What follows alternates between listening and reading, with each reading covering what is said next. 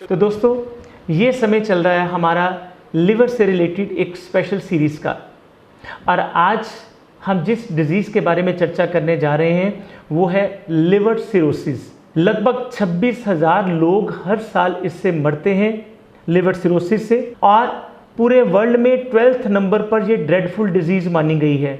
यानी 12वीं घातक डिजीज़ ऑल ओवर जितनी भी डिजीज़ हमारे यहाँ पर पाई जाती हैं। आप सोचकर देखिए कि इसका कितना बड़ा नुकसान हमको होने वाला है, और हम कभी इसके कारणों के बारे में गौर ही नहीं करते हैं। आज जब हम इसकी ट्रीटमेंट के बारे में चर्चा करनी है वो बात की बात है, जब हम इसके लक्षणों की बात करेंगे वो बात की बात है, जब हम इसके इन्वेस्टिगेशंस के बारे में बात करेंगे वो भी बात की बात है। पहले हम ये देखें कि जो आयुर्वेद का मूल रूप से सिद्धांत है, इसके कारण को जानने का, वो कारण क्या है, किस वजह से एक पर्सन जो है वो पेशेंट के रूप में तब्दील हो जाता है लिवर सिरोसिस में। और उसका सबसे पहला कारण जाहिर सी बात है वो है अल्कोहल। और जितनी भी लिवर डिजीज़ हैं 55% 55% लोग जो हैं वो अल्कोहल की वजह से लिवर की प्रॉब्लम के शिकार होते हैं, लिवर सिरोसिस के शिकार होते हैं, जिनको हम स्टार्टिंग में पहले अल्कोहलिक लिवर डिजीज़ भी कह सकते हैं। और आप सबको हैरानी होगी ये जानकर, ये मैं आपको एक छोटा सा 2 मिनट का एक किस्सा ज़रूर बताऊंगा। लगभग 1972 की बात है, जब एक बार ब्रिटिश मेडिकल जर्नल में छपा था कि आप रोज़ का 10 ml या 20 ml शराब लेंगे तो आपकी बॉडी हेल्दी रहेगी, आपका लिवर हेल्दी रहेगा।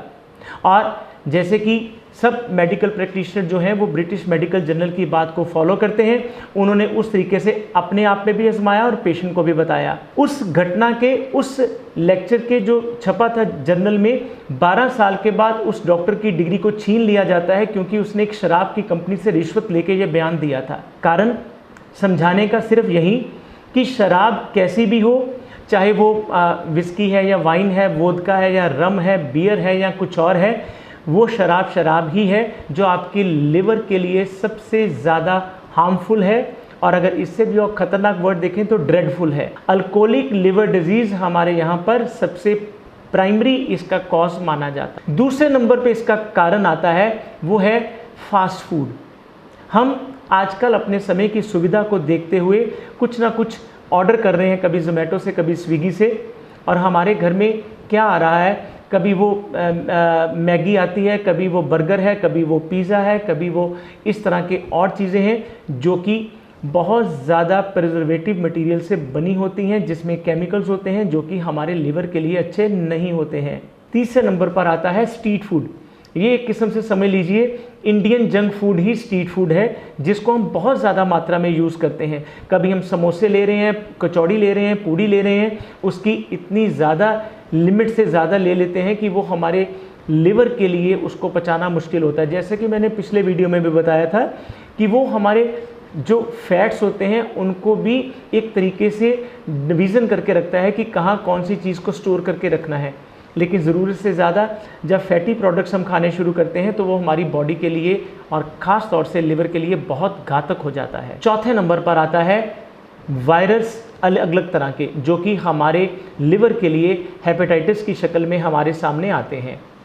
कई तरह के वायरस किसी अलग अलग टाइमों पर हमारे लिवर के लिए नुकसानदायक होते हैं वो वायरस, और उन वायरस से अगर हम अपने लिवर को नहीं बचा पाते हैं तो वो सिरोसिस ऑफ लिवर जैसी प्रॉब्लम में कन्वर्ट हो जाते हैं। 5वें नंबर पर आता है हेपेटाइटिस की जितने अलग अलग स्ट्रीम्स हैं, hepatitis A, hepatitis B, hepatitis C. ये सब जो वायरस हैं ये भी कहीं ना कहीं हमारे लिवर में स्वेलिंग करते हैं और हमारे जितने भी अंदर से जो नॉर्मल सेल्स हैं उनको कन्वर्ट कर देते हैं फाइब्रस स्कैरी टिश्यूज़ में। ये भी लिवर के लिए बहुत ज़्यादा नुकसानदायक हैं। नंबर 6, हमारे अंदर कई तरह के, कई बार मेटल डिपॉजिट टॉक्सिक मटेरियल में आने शुरू हो जाते हैं। अगर हम बहुत किसी ऐसी फैक्ट्री में काम कर रहे हैं जहाँ पे मेटल एक्सपोजर बहुत ज़्यादा होता है तो ये नुकसानदायक है। कई बार हमारा हैबिटेट, हमारा रहने का स्थान ऐसा होता है जहाँ पे पानी की शक्ल में वो मेटेलिक चीज़ें हमारी बॉडी के अंदर जाती हैं, जहाँ पे लिवर को डिफ्रेंशिएट करना बहुत मुश्किल हो जाता है कि कौन सी चीज़ को हम किस तरीके से उसका जो मेटाबॉलिज्म है उसको कर सकें।